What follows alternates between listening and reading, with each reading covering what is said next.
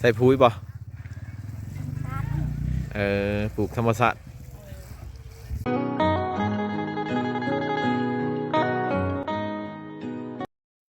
สบายดีพี่น้องสบายดีFCบอกสมบูรณ์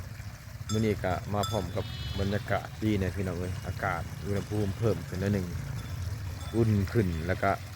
วิดหนาวในมื้อนี้พี่น้องเลยอากาศปั่นป่วนหลังจากหนาวห่อนแต่มื้อนี้ก็อุ่นขึ้นก็ปกติพี่น้องมื้อนี้นะพิเศษสุดพี่น้องเลยเห็นแสงแดดอุณหภูมิเพิ่มขึ้นจากเมื่อก่อน15-16องศามื้อนี้เพิ่มขึ้นมา21-22องศากับพอดีอยู่พอดีนอนในพี่น้องเอ้ยแต่ว่ากลางคืนกันยังคือเก่าเด้อพี่น้องเด้ออุณหภูมิตอนกลางคืนกันยังเย็นยังหนาวคือเก่ามีแต่ตอนกลางเว้นจังซี่ละก็ว่ามันอุ่นๆเห็นแสงแดดกะพออยู่พี่น้องบ่าวสมบูรณ์กะยังเกาะติดอยู่กับวิถีชีวิตของชาวชนบทของชาวบ้านเฮาอีกพี่น้องอันนี้ก็เป็นแบบหมู่บ้านดั้งเดิมเด้อพี่น้องเด้อถ้าว่าเทียบใส่ประเทศไทยก็คือสิมันประมาณ50 ปีขึ้นหลังพุ่นล่ะพี่น้องแต่ว่าอยู่ชนบทลาวนี่คือว่าปัจจุบันนี่แหละพี่น้องก็ยังมีวิถีชีวิตหมู่บ้านแบบดั้งเดิมแบบนี้พี่น้องยังให้เบิ่งได้ชมอยู่พี่น้องก็ยังพอได้เบิ่งได้ชมยังพอได้สัมผัสถ้าว่าเป็นประเทศอื่นนะหรือว่าประเทศไทยพี่น้องบ่ฮู้ว่าสิมีบรรยากาศแบบนี้หรือบ่นะบ่สู้กับบ่ฮู้คือกันชนบทบ้านเฮาพี่น้องเป็นหมู่บ้านที่ว่าย้อนยุคก็ว่าแม่นถ้าผู้ใดที่เคยเกิดในยุคตั้งแต่ประมาณ30หรือว่า40ปีคือหลังก็อาจจะได้สัมผัสบรรยากาศบ้านแบบนี้พี่น้องเอ้ยแต่ว่าถ้าเป็นประเทศอื่นก็คือสิประมาณ40หรือว่า50ปีขึ้นหลังแท้จังจะได้สัมผัสหมู่บ้านแบบบรรยากาศแบบชนบทแบบนี้พี่น้องแต่ถ้าเป็นสปป.ลาวย้อนยุคไปประมาณ10ปีกว่าหรือว่า20ปีพี่น้องจังได้สัมผัสกับบรรยากาศแบบเป็นบ้านชนบทแล้วก็วิถีชีวิตแบบดั้งเดิมแบบนี้พี่น้องแต่ว่าถ้าออกมาเป็นเขตชนเผ่าบลูเขตหมู่บ้านภูดอยถือว่าปัจจุบันเนี่ยยังได้สัมผัสวิถีชีวิตแบบนี้อยู่พี่น้องเอ้ยสำหรับการเป็นอยู่ส่วนใหญ่มันเพิ่งธรรมศาสตร์พี่น้องเอ้ยคือว่าวิทยาศาสตร์นี่เข้าบ่ถึงล่ะพี่น้องก็เจ้าจะบ่ค่อยเชื่อในวิทยาศาสตร์ก็จะเชื่อไสยศาสตร์หลายกว่าสำหรับคนยุคใหม่ที่ว่าเกิดใหม่วัยรุ่นทุกมื้อนะพี่น้องอาจจะบ่ได้เคยผ่านวิถีชีวิตแบบเป็นคนชนบทแบบนี้เด้อพี่น้องเด้ออยู่ชนบทก็มีข้อดีแล้วก็ข้อเสียพี่น้องแต่สำคัญที่สุดแม่นข้อดีหลายกว่าข้อเสียเพราะว่าชนบทหรือว่าแนวคิดของคนชนบทเนี่ยนะพี่น้องเขาเจ้าจะบ่ได้ใส่สารเคมีมาเจือปนในการดำรงชีวิตของเขาเจ้าพี่น้องเฮ็ดให้เขาเจ้านะมีสุขภาพแข็งแรงอันนี้จุดดีอันที่1สำหรับจุดดีอันที่2ก็แม่นการใช้ชีวิตของเขาเจ้านี่นะพี่น้องก็ถือว่าเรียบง่ายบ่แข่งขันบ่แก่งแย่งบ่แย่งชิงกับการเวลาอันที่3ไปก็แม่นว่าเขาเจ้ามีการแบบว่าช่วยเหลือซึ่งกันและกันนะพี่น้องบ่ว่าเขาเจ้าจะมีหยังก็จะแบ่งกินแบ่งใช้แล้วก็แบ่งช่วยเหลือคนชนบทก็มีความแบบว่าจริงใจหลายกว่าคนในเมืองนะพี่น้องเขาเจ้าจะบ่ค่อยตัวต้มกันนะทุกสิ่งทุกอย่างนะคันว่ายืมก็คือยืมขอก็คือขอได้พี่น้องเลยเขาเจ้าจะบ่ค่อยแบบว่าตัวยั่วหลอกลวงซึ่งกันและกันนะพี่น้องแล้วก็การเอารัดเอาเปรียบนี่ก็มีน้อยสุดนะพี่น้องเอ้ยแต่ว่าการใช้ชีวิตแบบนี้ก็มีดีหลายอย่างพี่น้องบางคนอาจสิฝันหาแบบว่าในบั้นปลายชีวิตนะหลายๆคนหลายๆฐานที่ว่าอาจเป็นพนักงานอยู่ของเราของการบางทีอาจสิฝันหาบั้นปลายชีวิตแบบมีความสุขความเงียบสงัดไปนี่นะอ้อเนาะพักเนาะใส่ปุ๋ยบ่ปลูกธรรมชาติก็เป็นธรรมชาติล้วนๆนะพี่น้อง เบิ่งละปลูกนี่คือว่าบ่มีปุ๋ยเลยนะพี่น้องมีตั้งแต่ขี้ดินแบบดินโคลนของบ้านนี่มันเกิดฝุ่นอยู่ในโตของมันเองนะพี่น้องสำหรับข้อเสียก็มีอย่างเดียวก็คือว่าปลูกหลายก็กินบ่เบิดก็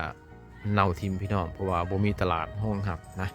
ตัวหลายชาวบ้านก็จะปลูกก็พอแต่กลุ่มกินพอแต่ได้เก็บแต่ละมื้อแบบว่า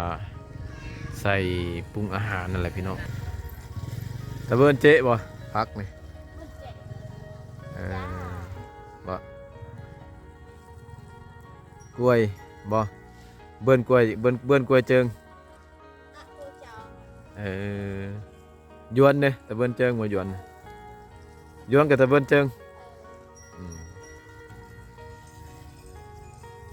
อันนี้นี่ผักกาดนี่ได้ใช่เบิ้งคือซอยชื่อซอยนี่นะตัวนี้นี่คันถามว่ามีตลาดห้องหับพี่น้องแบบว่าปลูกเป็นสินค้านะโดยที่ว่าคือสิได้หลายพี่น้องเพราะว่าพระเจ้าใส่ทุนหน่อยหนึ่งก็แม่นว่าปลูกบ่ได้ใส่ปุ๋ยพี่น้องเอ้ยอันที่สองก็การบำบัดก็บ่ยากนะใส่ทุนหน่อยถ้าว่ามีตลาดห้องหับปลูกขายนี่คือสิได้ดีพี่น้องเอ้ยย้อนสาเหตุแบบนี้แหละพี่น้องจึงเฮ็ดให้ชาวบ้านเขาเจ้าเขตนี้นะแข็งแรงก็ย้อนว่าทุกสิ่งทุกอย่างของเขาเจ้านี่นะเขาเจ้าเฮ็ดเองสร้างเองโดยที่ว่าปลอดสารพิษเฮ็ดให้เขาเจ้านะมีสุขภาพแข็งแรงและก็อายุยืนกว่าคนในเมืองพี่น้องเอ้ย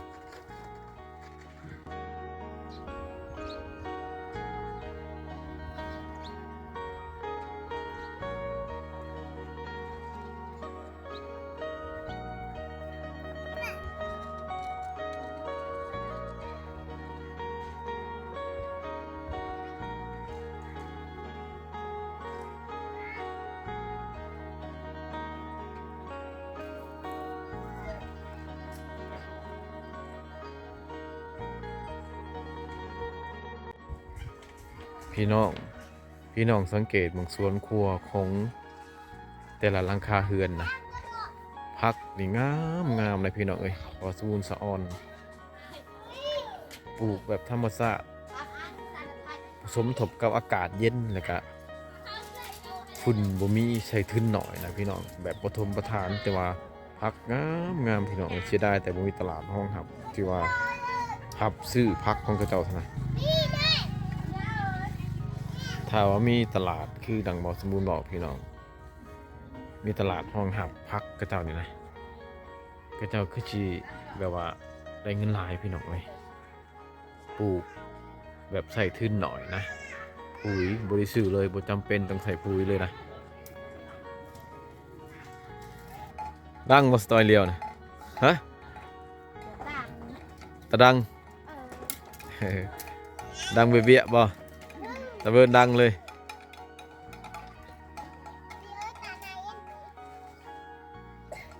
นี่แหละพี่น้องบ่สมบูรณ์จึงว่าวิถีชีวิตของกระเจ้านะใส่แบบธรรมชาติเป็นส่วนใหญ่เลยพี่น้องเอ้ยทุกสิ่งทุกอย่างที่กระเจ้านำใส่ในเฮือนในซานนี่แหละล้วนแล้วแต่พึ่งธรรมชาติเรียกว่า95%พี่น้องเอ้ยนับตั้งแต่กระเจ้าเฮ็ดเฮือนพุ่นน่ะพี่น้องผาก็เป็นไม้เหี้ยที่ว่าตัดเอานะพี่น้องตัดมาแต่ภูแล้วก็มาสานโดยที่ว่าบ่ได้ลงทุนซื้ออหยังนะพี่น้องเวลามาแอมก็เจ้าก็ใส่จักตอกหรือว่าเครือที่นำมาจากธรรมศาสตร์มาหมัดผาเฮือนพี่น้องแต่ว่าก็ทนเลยพี่น้องกลุ่มประมาณ10กว่าปีผู้ใดนอกจากว่าก็เจ้าอาศัยธรรมศาสตร์แล้วพี่น้องสำหรับทรัพย์สินของกระเจ้าเป็นประเภทว่าทรัพย์เคลื่อนที่กับแม่นพี่น้องนี่อันนี้คืองัวคือกระเจ้าเลี้ยงนี่ครับแบบง่ายๆปล่อยไว้แบบนี้แหละพี่น้องเลยยามนี่เป็นยามแรงแฮงสบายพี่น้องปล่อยโดยสิบ่ได้ผูกเลยเพราะว่ากระเจ้าบ่ได้ทำการผลิตหลายปานใดพี่น้องถ้าเป็นยามฝนกระเจ้าก็ผูกหรือว่าไล่เขาคอกนะครับพี่น้องถ้าเป็นยามนี่กระเจ้าจะบ่สนเลยนะอันนี้ก็ถือว่าเป็นธนาคารกันแม่พี่น้องธนาคารของเจ้าที่ว่าเป็นเงินฝากเงินสะสมไว้หลายผ่านหลายปีมันก็ออกหน่อออกแหนงหลายโตพี่น้องเอ้ย นอกจากนั้นสินค้าที่ว่านำมาขายนี่นะสินค้าตามฤดูกาลนี่ก็แม่นยางโบงนี้อันดับ1อันดับ2ลงไปก็แม่นแคมนะพี่น้องที่เขาเจ้าตากไว้นะอันนั้นแม่นปีหนึ่งจะมีเท่าหนึ่งแคมนะแต่ว่าคันยางโบงนี้ก็ปีหนึ่งคันว่าแล้วก็มีเท่าหนึ่งกันพี่น้องเขาเจ้าสามารถตัดได้ตั้งแต่ยามนี่แหละยามที่ฝนบ่ตกนี่แหละถ้าเป็นยามฝนปลายปีหน้าฝนตกหรือว่ายามฝนพี่น้องก็เจ้าก็ตัดบ่ได้แหละเพราะว่ามุ้ยมอนตากมันบ่แห้งเฮ็ดให้มันเน่าแล้วก็ราคามันตกพี่น้องข่าวประบาดมื้อนี้ก็คือคืนนิดนึงพี่น้องเพราะว่าเป็นยามค่ำพี่น้องก็จะมาแต่หายแต่สวนคนก็หลายเนี่ยได้คือคืนนะพี่น้อง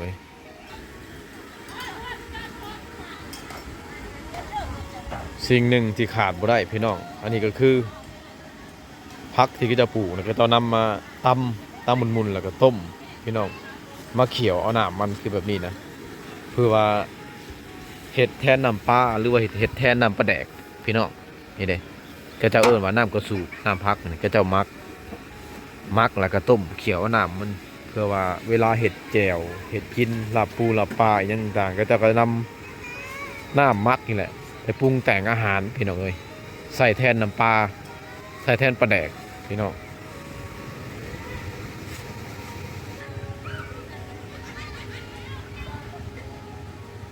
อะตรอมพี่สะอุ้ยเนาะเตียเนาะขายจักเถื่อนละขายนะเจ๊บ่ตะเบิ้นเจ๊บ่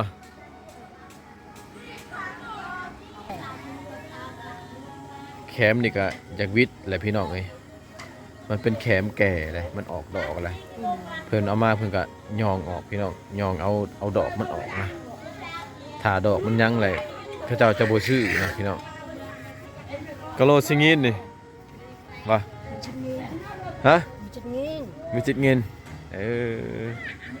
ลงเลยเนาะทีเดียวบางอินตะเบิ้นบางอินเราบอกว่าได้แต่โล10,000 กีบพี่น้องแต่ว่าก็เป็นบางพื้นที่ได้พี่น้องเลยถ้าเป็นเขตพะบังเขตเซปูนราคาก็ต่างอีกถ้าอยู่เซปูนจะโล22อยู่พะบังโล15แต่อยู่บ้านนี่ฮะ10,000พี่น้องก็ต่างกันตามระยะทางพี่น้องก็บัวกันนะมันเมื่อยบ่ตรงนี่ก่อนเจ้าเด้มันนั่นเจ้าอันนู้นก่อนเมื่อยเด้อซะก่อนตะเกาตะยากตะเกาผู้เหลือเยอะงอตาเตะพอจะแล้วเจ้าซะก่อนใช้ใจน้ำเจ้าเบี้ยบ่เจ้านะปูดนึ่มเจ้าวัวตะไตแอมหมอเมาตั้งแต่เคยดูกันตะเตาจัดมันกระใจตั้งแต่เสมียงบ่ไม่ใช้เดี๋ยวมันจะใจกับแล้วก็อยู่กับหลาน2คนพี่น้องอันสาวก็ถือว่าเขตนี้ทลายแต่แม่ห้างแม่หมายจากลายพี่น้องเลยก็คือดังคลิปก่อนบอสวูนเคยเล่าสู่พี่น้องพังนั่นแหละส่วนหลายจะเป็นแบบนั้นเพราะว่ามาตรฐานของเจ้าสังครอบครัวนะเอาลูกเอาผัวนะพี่น้องอายุ14 ปี15 ปีมันสร้างครอบครัวแหละจากท่านแหละกฎเกณฑ์ของครอบครัวนี่นะเกณฑ์บ่ถึงกับความอดทนกับจะมีหน่อยพี่น้องเอ้ยเหตุให้มีการปะยาห่างกันเลยอันหนึ่งอันที่2ก็แม่นว่าความเสื่อถือกับแม่นพี่น้องถ้าผิดใจแล้วก็เจ้าก็ปะแล้วก็เมื่อเฮือนหลังอยู่ได้พี่น้องนะคือดังบอสมูลบอกคลิปก่อนนะ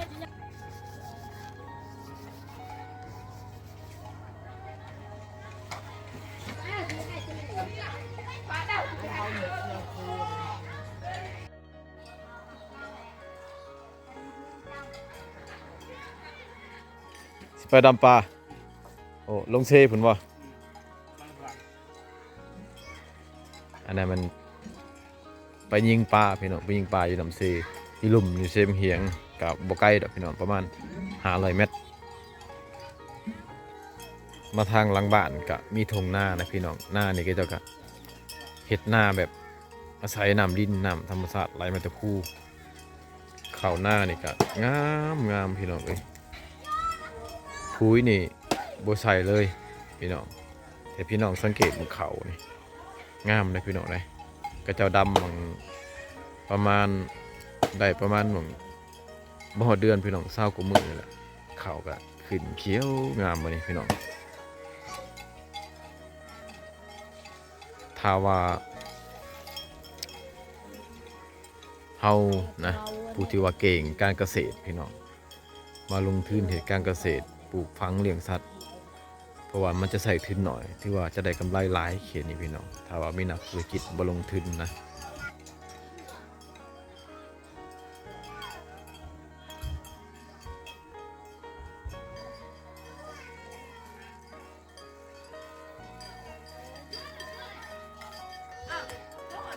ใส่อุ้ยเนาะเถื่อปีเนาะ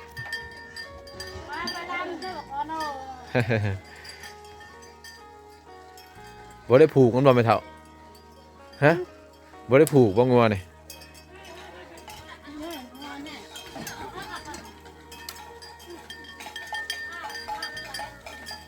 แบบนี้ได้พี่น้อง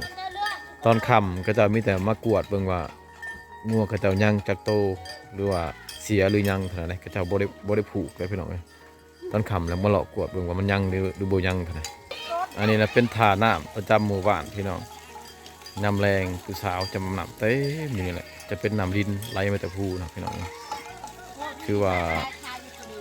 ก็จะมาอาบนี่แหละเป็นจุดต่างหากอยู่ในบ้านเองเป็นจุดน้ำดินประมาณ 3-4 จุดนี่พี่น้องแต่ว่าจุดนี้ผู้สาวจะมาอาบหลายที่สุด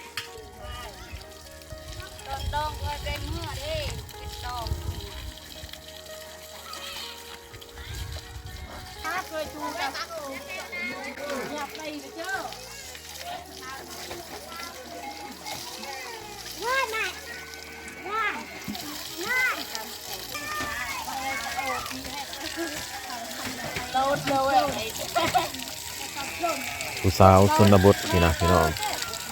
ส่วนร้ายแล้วก็เจ้าอาบน้ำก็จะไปเป็นทีมเลยพี่น้องนะสมมติว่าเฮือนก็จะไก่กันนะเวลาเดินไปอาบน้ำก็จะใส่กัน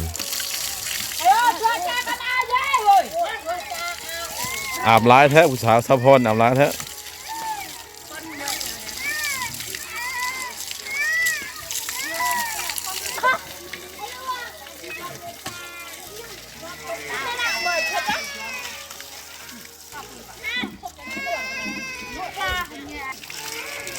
บนหนาวบ่สะพอนเลยใช่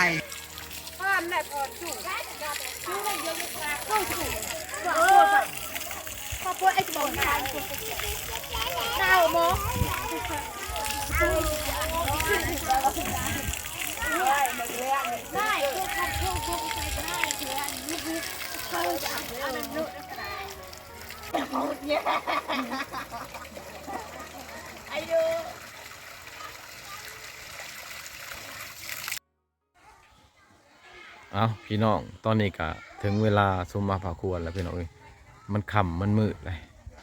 ก็ได้6 โมงแล้วพี่น้องบอสบุญก็จะเดินทางออกเมื่อพักผ่อนเจอกันใหม่คลิปหน้าพี่น้องเอ้ยสำหรับคลิปนี้นะอย่าลืมกดไลค์กดแชร์กดติดตามเพื่อให้กำลังใจบอสบุญตื่นพี่น้องขอขอบใจ